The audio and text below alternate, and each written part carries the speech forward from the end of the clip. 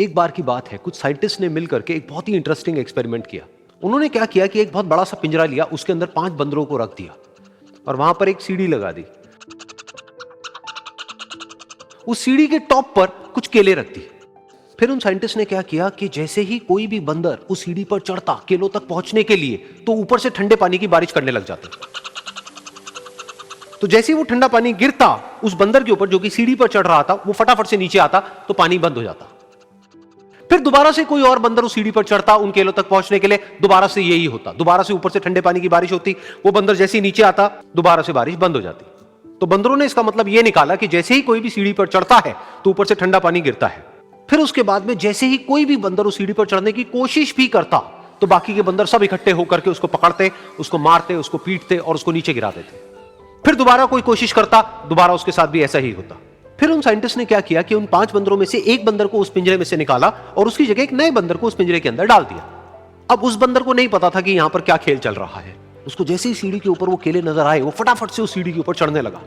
अब की बार साइंटिस्ट ने कोई बारिश नहीं करी, लेकिन फिर भी जो बाकी के बंदर थे उन्होंने इसको पकड़ा, सीढ़ी से नीचे उतारा और मारने पीटने लग गए।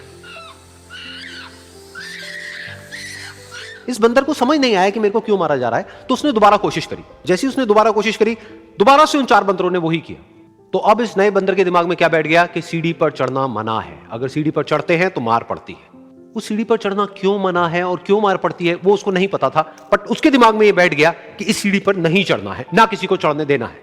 फिर दोबारा से उन साइंटिस्ट ने क्या किया कि जो पुराने 4 बंदर थे उसमें से एक बंदर को निकाला और एक नए बंदर को उसी जगह पर डाल दिया। अब इस नए बंदर ने भी वही किया जो इससे पहले वाले ने किया था, यानी कि वो भागता हुआ गया, उस सीढ़ी के ऊपर चढ़ने की कोशिश करी, उन केलों तक पहुंचने की कोशिश करी। बाकी 4 इकट्ठे हो गए और उन्होंने उसको मारा पीटा, सीढ़ी से नीचे गिरा दिया। उसको कुछ समझ नहीं आया, उसने दोबारा कोशिश करी, दोबारा उसके साथ यही हुआ। और अब इस बंदर के दिमाग में भी यही बैठ गया कि सीढ़ी पर चढ़ना मना है और सीढ़ी पर चढ़ने से मार पड़ती है।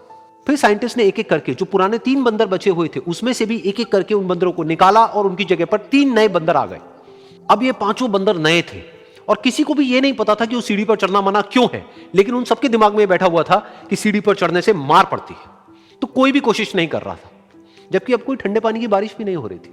वो चाहते तो आराम से उस सीढ़ी पर चढ़ते, केले तोड़ते और आपस में बांट करके खा लेते। बिल्कुल ऐसा ही हम लोगों के साथ भी होता है, यानी कि इंसानों के साथ भी होता है।